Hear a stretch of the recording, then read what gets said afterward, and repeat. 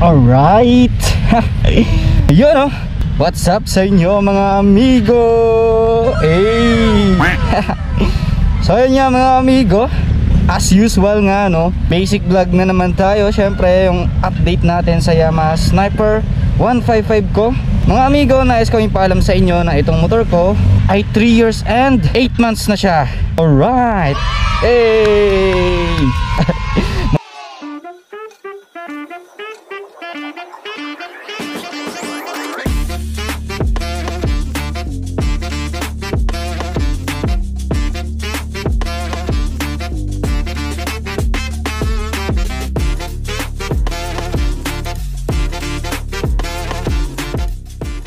Siyempre mga amigo, basic ko pa rin na update sa inyo tuwing ina-update ko kayo sa motor ko no, kada buwan. Pero mga nakalipas ng 2 buwan kasi hindi ko kayo na-update mga amigo. Ganun pa rin naman mga amigo no, walang binago sa motor ko. Merong mga pinalit ako na which is yung mga basic maintenance na kailangan talagang palitan sa paggamit natin sa motor bilang isang owner no mga amigo. And syempre, nagamit natin yung motor kailangan palitan or kailangan meron tayong palitan na which is nasisira talaga siya katagalan. So ayun mga amigo, after 3 years and 8 months, ito na yung remote ko. Mga pala mga amigo, keyless yung version ng motor ko. And ito yung pinakaunang keyless ni Sniper 155, which is 2020 pumipiyak na naman ako. which is 2021 model. And ito lang po ang kulay na meron sa Sniper 155. Na ito nga yung sa akin is matte light brown. So shoutout nga pala sa mga nakasabayan ko na naka matte light brown pa rin until now no, na gumagamit pa rin no, or hindi pa rin binebenta yung matte light brown nila na motor. So na Sniper no. And shoutout sa mga kabatch ko rin no. At ayun nga mga amigo, itong remote na to is isang beses pa lang po napalitan yung battery nito. Hindi ko maalala kung anong battery yung pinalit dito, pero original po yun yung battery na pinalit dito, which is pang matagalan siya. And makikita nyo naman 2 years something ata or less than 2 years nagpalit na ako ng battery. And until now 3 years and 8 months ito po yung battery ng remote natin. So check natin mga amigo in 1, 2, 3. Alright, let's go. Mga amigo, sa dulot nga ng semplang ko, ito nga pinalitan ko nga dito ng carbon garnish no. And nagpadagdag siya ng forma. Kung makita nyo naman mga amigo, carbon lodi, di ba? And ito, ano lang to mga amigo, sticker lang to no. Hindi ko pa na bilhan mismo sa Lazada kasi pansamantala naging pansamantagal yung carbon na nilagay natin dito. Dito kasi sa area na to ng ating visor, merong gasgas dito. Pero nawala siya nung nilagyan natin. Siyempre, tinakpan muna natin pansamantagal nitong carbon natin. So meron na ako meron na akong add to cart sa Lazada. Hindi ko lang lagi ko lang nakakalimutan no. Na i-order no. Or yun nga, i-place order siya. May mga pina-priority ako mga amigo no, kaysa sa motor ko. Motor andyan lang naman niya Tsaka yung visor, hindi naman yan kailangan, or I mean, hindi naman siya totally talaga na kailangan para tumakbo yung motor no. Andyan lang naman yan na dagdag sa display, di ba, sa motor natin. So pero yun nga lang, hindi siya presentable tignan kasi nga hindi ako marunong sa paglalagay And ayan no, may mga bubbles pa nga siya mga amigo. Pero okay na yan, pansamantagal nga kay ka nga, di ba?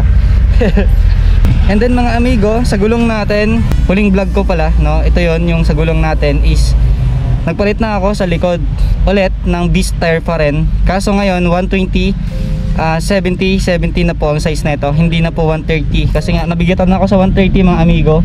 And sa harap hindi ko pa napalitan yan. Beast tire pa rin po yan. Yan yung yung pinalit ko sa stock na gulong. Pero until now, ayan, makapal pa rin naman yung sa harap. At sa likod kasi yun yung laging nauuna na pudpud. Monoshock, marami pa rin nagtatanong mga amigo no, kung ano daw yung maganda, RCB ba or YSS ba yun, and stock no. Pero sa akin mga amigo kasi, kaya ako nagpalit kasi yung stock noon medyo malambot siya. Masyado akong alam mo yun, feeling na sobrang talaga ang lambot niya. Dito sa RCB kasi all goods naman siya, parang balance or sakto lang siya yung performance niya para sa akin no. Especially kung may angkas ako, hindi siya ganun kalambot, or kumbaga sakto lang no, na yung pag bounce niya and yung tigas niya sakto lang din. So mga amigo, yung cover Sa Lazada ko lang din pala ina-order to mga amigo kasi nga may gas-gas to.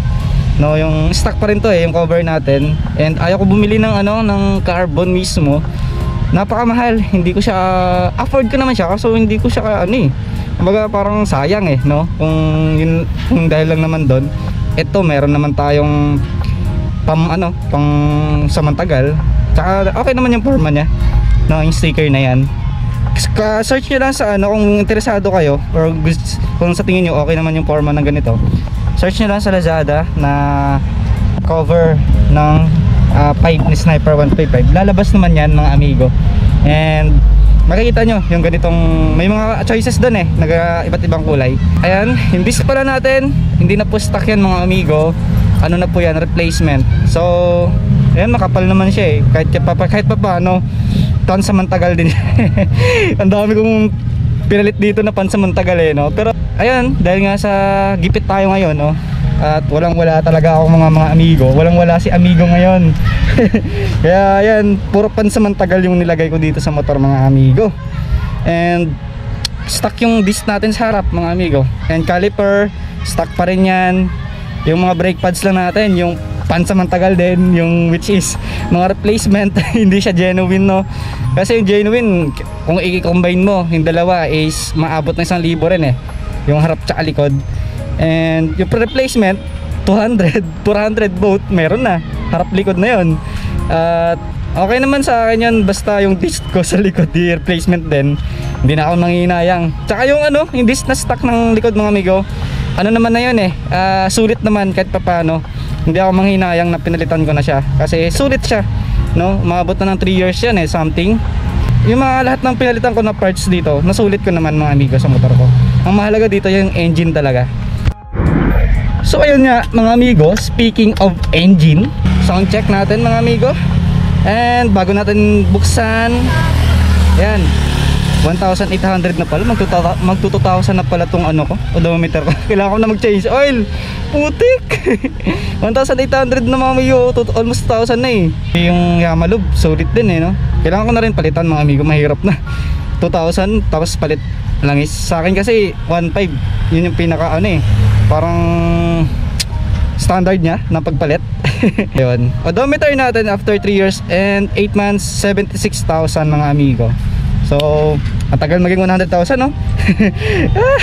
Gusto ko na maging 100,000 mga amigo para yun, may pagmamalaki ko sa inyo mga amigo na itong Yamaha Sniper 155 2021 model keyless version or R version na tinatawag sa Sniper ay napaka-tibay no? And syempre, depende lang din sa pag-aalaga o sa owner. Nga, tulad ko mga amigo, pinapakita ko naman sa inyo lagi kung ano yung mga basic maintenance na kailangan sa motor. Tulad nga ng pag-change oil, coolant, kadena, sa gulong. Syempre yung FI, yung pinaka-importante. Yun nga pala, 76,000, isang beses ko palang napa-FI. Ipapa-FI ko na siya. Hindi ko naman siya gaanong nagagamit for 2 to 5 days no? Pahinga siya ng 2 araw. Sulit na sulit mga amigo. 3 years and 8 months, diba? 76,000 odometer, 3 years and 8 months. Mag 4 years na si Sniper 155 ko. Grabe, nakaka-proud no? Na bilang isang owner, diba? Umabot sa ganitong edad yung motor ko. Pero meron naman dyan, ang tatagal na rin no? Nakikita ko, tumatakbo pa nga yung mga motor nila. Battery natin no? 12, siya, voltage nya kapag naka-on lang siya. Panda rin natin 30 na siya. Usapang battery. Ayan mga amigo. Ayan kung i-compare nyo mga amigo, kung nanonood kayo sa vlog natin, tapos kung makita nyo man doon kung yung huling upload natin no, na kung ilang taon na si Sniper, hanapin nyo doon yung 4 months, 5 months ata yung pinakaunang vlog ko sa pag-update ko dito. Hanapin, kung makita nyo mga amigo, i-compare nyo dito sa ngayon. Ayan FI, isang beses pala ako nagpa-FI cleaning mga amigo, wala pang tune up to. I mean sinabay na pala yun, yung tune up na yun sa FI. Isang beses pa lang yun yung tune up. Stock pa rin yan mga amigo. Ayan tensioner natin, stock pa rin yan. Yun yung ipagmamalaki ko dito sa inyo. Stock po ang tensioner ko mga amigo. Ayan sound, nagro-roar pa rin siya until now. Ayan 3 years and 8 months. Mga kanya yan mga amigo, ganyan pa rin yung tunog niya. Smooth pa rin. syempre meron konting ingay siya na wala sa dati, pero normal lang siya kasi 3 years and 8 months, di ba? Sulit na sulit talaga. Hey. So yung mga lights, tignan natin mga amigo, no? Yung lights. Ayan diba? Solid. Tabi nga ito mga amigo, stock pa rin yung yung front shock ko kasi nasa-temp lang nga yan, diba? Temp lang po yan. Makikita nyo mga amigo, nagbabibrate to. Mabibrate siya, it means kailangan ko na mag-change oil. Yun yung isa sa indication na kailangan mo nagpalit ng langis pag mabibrate na yung motor mo. So yun lang naman yung isa sa ko, napansin ko kapag hindi ako nakapag-change oil ng 1,500 or yan, lumagpas ng 1,500, yan nga sa akin almost 2,000 na yan yung odo niya na hindi ako nakapag-change oil. Ito na yung napapansin ko yung vibrate niya dito sa likod. Yan. Pero sa tapuludo okay naman dito lang sa likod kasi ito yung pinakadulo Yan mabigat kasi itong top box ng sec. Pero sulit na sulit ko naman, gamit na gamit ko naman yan sa Lalamove, di ba? Naglalamove ako mga amigo Tapos itong DC monorack ko, napakatibay na ito. Binili ko pa to sa isang event Hindi ko sure kung kailan, anong taon yon, pero 2023 ata. No, binili ko to sa event doon sa MOA. Naka-discount kasi nung time na yun mga amigo, kaya pinuntahan ko agad sa MOA. Until now, ito pa rin. Yan pa rin yung ginagamit ko pagka nag-grind ako, no? So ngayon, pahinga muna. And ayun mga amigo, ipapakita ko sa iyo yung compartment natin, 3 years and 8 months. Ayan Hey, what's up mga amigo? Tapos bubuksan natin mga amigo dito sa battery. May papakita ko sa inyo bago siya. Bukod sa gulong at sa disc ko na binili, may binili din akong bago sa motor ko. Ayan buksan natin mga amigo. Buksan na ba to? Nakaano pa, nakadikit pa to. Ayan buksan natin. Ganito lang magbukas mga amigo pagka dito sa battery. Ayan, may screw naman na kasama sa motor natin, di ba? Ayun parang basa. Pawis. Basa yung natin mga amigo, battery. Hindi ko alam kung bakit siya basa. Yan hindi na po stock yan mga amigo, OD po yan. Yan po yung pinalit natin sa stock. Yung stock na battery pala mga amigo ni Sniper 155 is GS po yung tatak nun. Papakita ko na lang sa dulo ng video natin kung anong klaseng battery yon. And itong pinalit natin is 4L, no? 3L po ata yung stock correct me if I'm wrong, no? Ba't may basa dito kanina? Nagmo-moist. Sa init din kasi ng panahon ngayon. Malamig sa gabi, tapos ngayong mga ganitong oras 12 to 3, 4, no? Hapon, grabing init. At yan mga amigo, ito yung pinalit natin na battery, 3 years and 8 months. Nagpalit na ako ng battery. Dapat ang lifespan ng battery nasa 3 years lang, sa 2 to 3 years Yun po yung sabi nila Pero yung sa akin umabot na ng almost 4 years, di ba? So actually mga amigo, hindi pa sira yun Hindi pa sira yung battery ko na stock. Ang nangyari kasi, kaya pinalitan ko na, hindi ko ma-push start nung nakaraan yung motor ko. Hindi ko siya mabuksan kahit sa push start. Akala ko sa battery yung problema, kaya napabili ako ng battery, which is ito nga yung OD. Kaso ano yung problema pala nun mga amigo? Hindi po sa battery, kaya hindi ko ma-push start. Dito po sa starter na tinatawag na carbon brush ba yon? Pero ipapakita ko na lang sa screen mga amigo. Yung carbon brush, ito yon, dito yan. Ayan, ito po yun mga amigo. Sa starter po yan.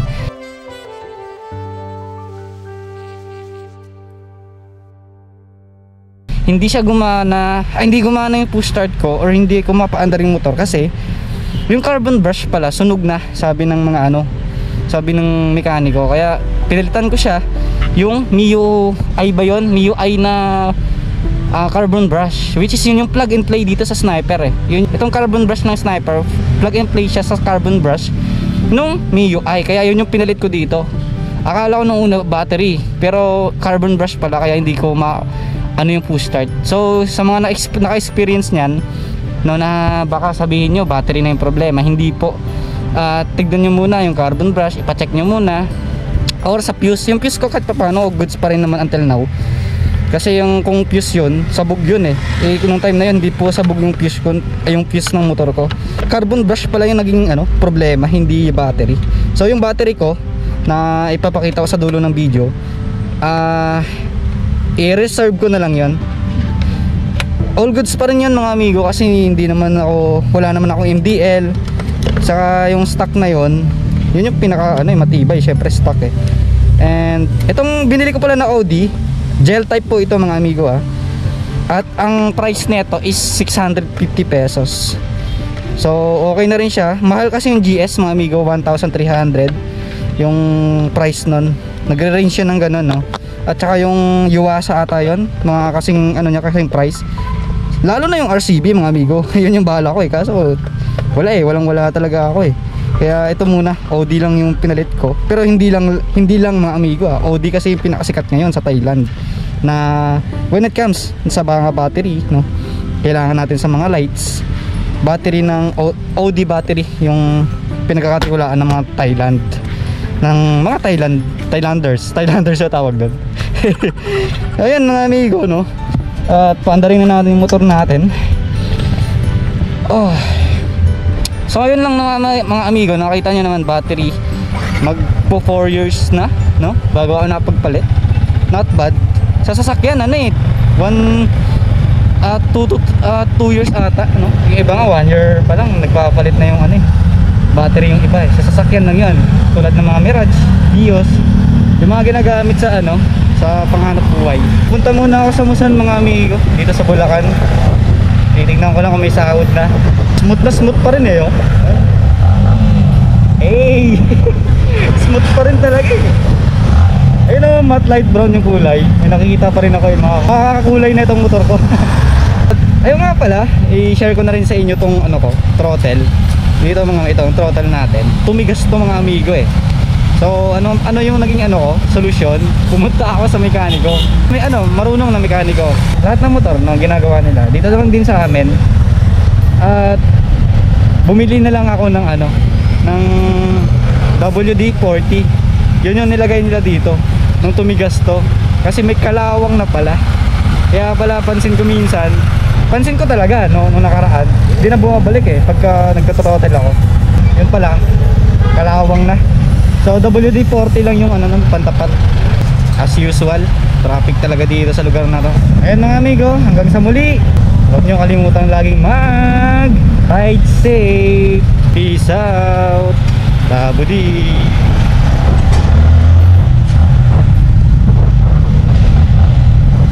Hey! Tao'y di pinapansin, nililipad ng hangin.